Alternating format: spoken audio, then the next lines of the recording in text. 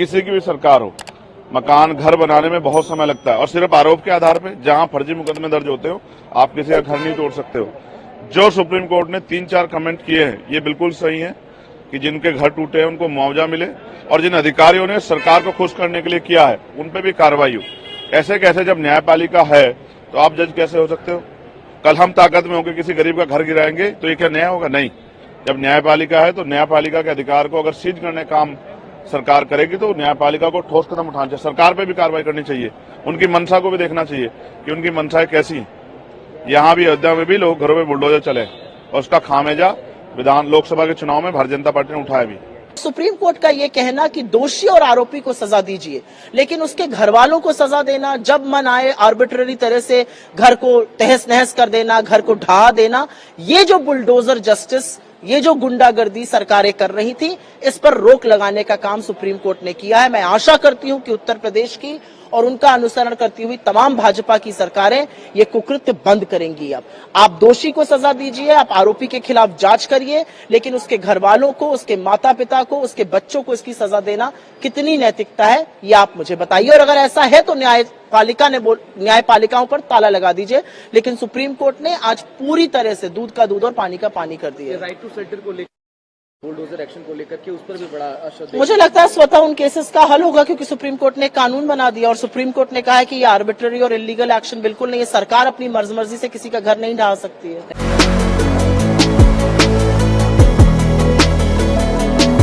सबसे पहले तो शुक्रिया अदा करता हूँ माननीय सर्वोच्च न्यायालय का कि इस देश में एक ऐसी नजीर बना दी गई थी, एक ऐसी परंपरा डाल दी गई थी कि एक व्यक्ति को बुलडोजर बाबा के नाम से महिमा मंडन होता था।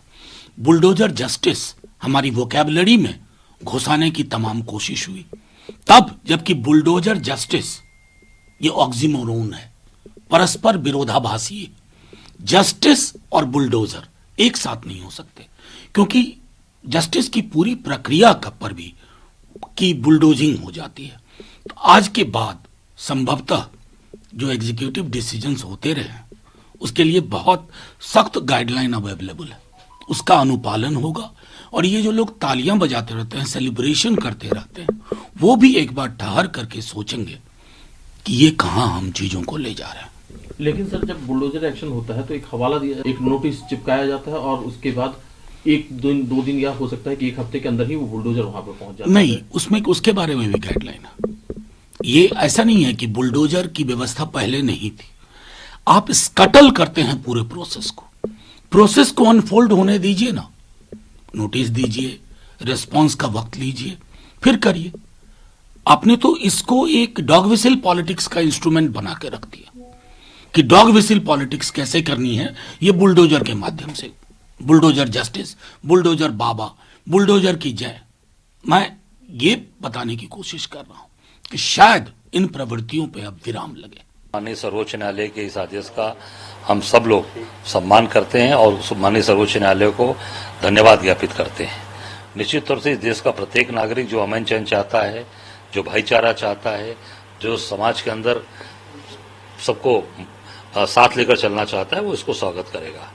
निश्चित तौर से माननीय सर्वोच्च न्यायालय ने जो कहा कि दोषी होने के बाद भी घर नहीं गिराया जा सकता, क्योंकि पूरा घर दोषी नहीं है। उस घर में केवल वही एक व्यक्ति नहीं रह रहा है, उसकी माँ है, उसके पिताजी हैं, बहन है, पत्नी है, बेटी है, बच्चे हैं, तो पूरा परिवार दोषी नहीं हुआ ना।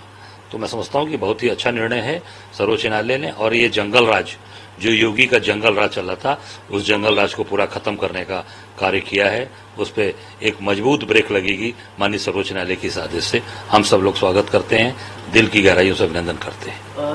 एक और अभी तक ध्वस्त किए गए उनको भी मुआवजा देने की बात है, क्या लगता है सरकार क्या? नहीं, इसमें निश्चित तौर से बहुत अच्छा निर्णय है कि जिनके मकान गिराए गए, गरीब व्यक्ति सालों साल की कमाई इकट्ठा करके तो कोई मकान बनाता है, कोई व्यक्ति हो, हम हो, आप हो, कोई भी, सालों की कमाई लग जाती है एक मकान, एक कमरे बनाने में, उसको गिरा दिया, अब वो परिवार तबाह हो गया। तो निश्चित तौर से उसको और मुआवजा आज की डेट में, आज की तारीख में उसको मिलना चाहिए, आज की रेट में मिलना चाहिए। और जो अधिकारी जो उस पर कार्रवाई किए हैं, माननीय सर्वोच्च न्यायालय ने भी आदेश कहा कि उनके ऊपर कार्रवाई करें या उनसे वसूली की जाए। कि सुप्रीम कोर्ट ने क्या टिप्पणी की है और इस सरकार का जो बुलडोजर प्रतीक बन गया था, उसके खिलाफ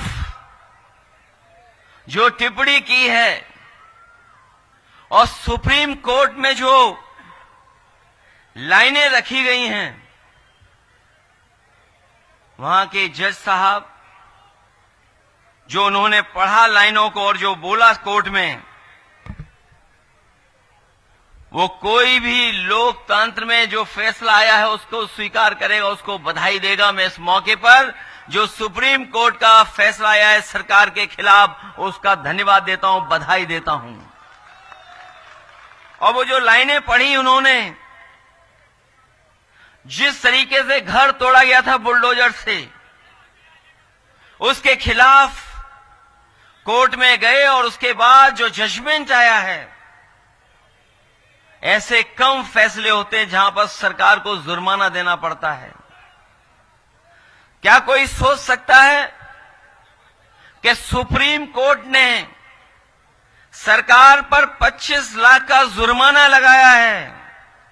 न केवल जुर्माना लगाया है, बल्कि ऐसे दोषी अधिकारियों के खिलाफ कार्रवाई करने के लिए भी कहा है जिन्होंने बुलडोजर चला करके किसी का घर तोड़ने का काम किया है।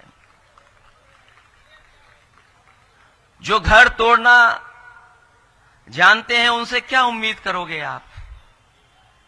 जो घर तोड़ने में सेकंड न लेते हो, उनसे क्या उम्मीद करते हो? कम से कम आज के बाद उनका बुलडोजर हमेशा हमेशा के लिए खड़ा हो जाएगा गैराज में। अब किसी गरीब का घर नहीं टूटेगा। और जो फैसला देते समय पढ़ा उन्होंने अपनी लाइनें, अपना घर हो, अपना आंगन हो। उन्होंने एक व्यक्ति के बारे में लिखा कि अगर जो व्यक्ति अपने जीवन भर में कोशिश करता है कि घर बना ले, उसके लिए जो लाइनें पढ़ी गई कोर्ट में, अपना घर हो, अपना आंगन हो, इस ख्वाब में हर कोई जीता है। इंसान के दिल को ये चाहत है कि एक घर का सपना कभी न छूटे। तो सोचिए, सुप्रीम कोर्ट ने कहा है, इससे ज्यादा सरकार के खिलाफ टिप्पणी और क्या हो सकती है? ये बात मैं इसलिए कह रहा हूं और ये लाइनें मैं इसलिए पढ़ रहा हूं, हमें पूरा भरोसा है न्यायालय पर। एक दिन हमारे आपके विधायक रिहा होकर के आपके बीच में आएंगे और जो पहले जिस तरीके से काम करते थे उसी तरीके से काम करेंगे।